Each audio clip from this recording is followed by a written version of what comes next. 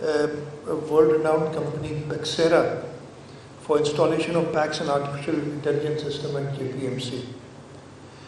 They are going to install the same system that is installed at the Johns Hopkins Hospital and the Harvard Medical School. Inshallah, JPMC will be the first public sector hospital to have artificial intelligence, which will not only improve the patient care, but also provide the access to data for research and to develop our own protocols for different diseases.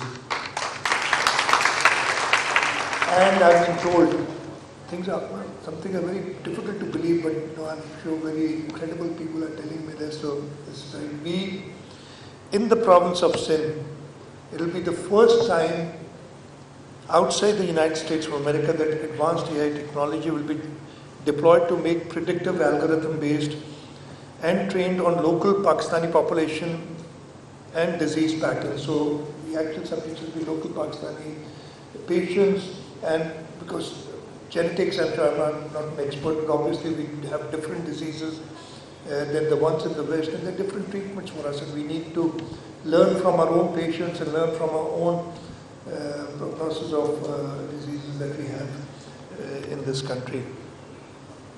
Inshallah, after the JPMC, we'll have AI models in other institutes also, and I encourage all institutes in the province to come forward and give proposals to the provincial government to use this modern technology, because we can't be left behind. Obviously, I've made certain observations regarding what we should not be doing in the future. This is my view, maybe completely wrong, not an expert.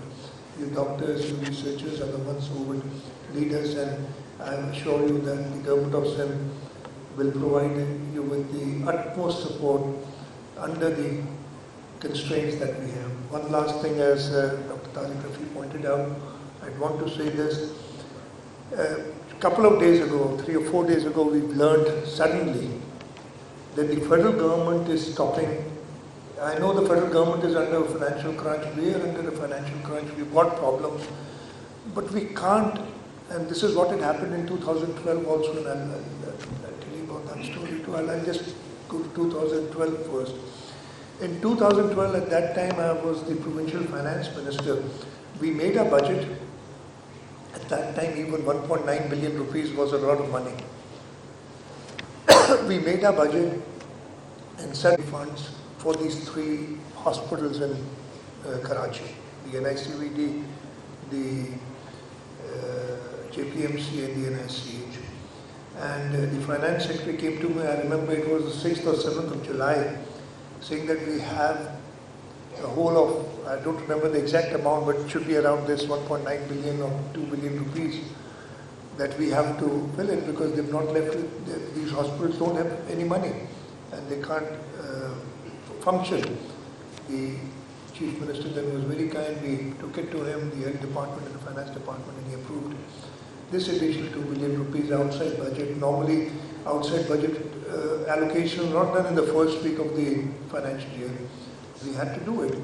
And this time around again, they've given us some advance notice.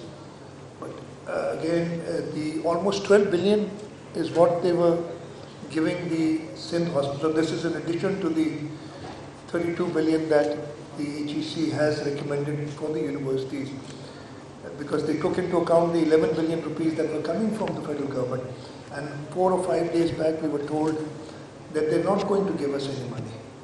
And this is going back on their commitment, because under the National Finance NFC Award of 2010, they had committed that they will continue funding the universities till the next NFC. The next NFC is not yet. So, saying that the next National Financial Commission Award, we are going to increase the province's share so that they can take care of the universities. But till then, we will continue funding the universities. The first thing, the first thing that they did to go back on their words was they froze our allocation to 2011. So that was it. I'm not talking about the 3 hospitals here. They withdrew those completely. and the budgets did not increase. So that is why we started off with 5 billion rupees about 6 or 7 years ago, if I remember correctly, to supplement the universities in Sindh, and now we stand at more than 20 billion rupees this year, because there's no way these universities can function if we don't support them.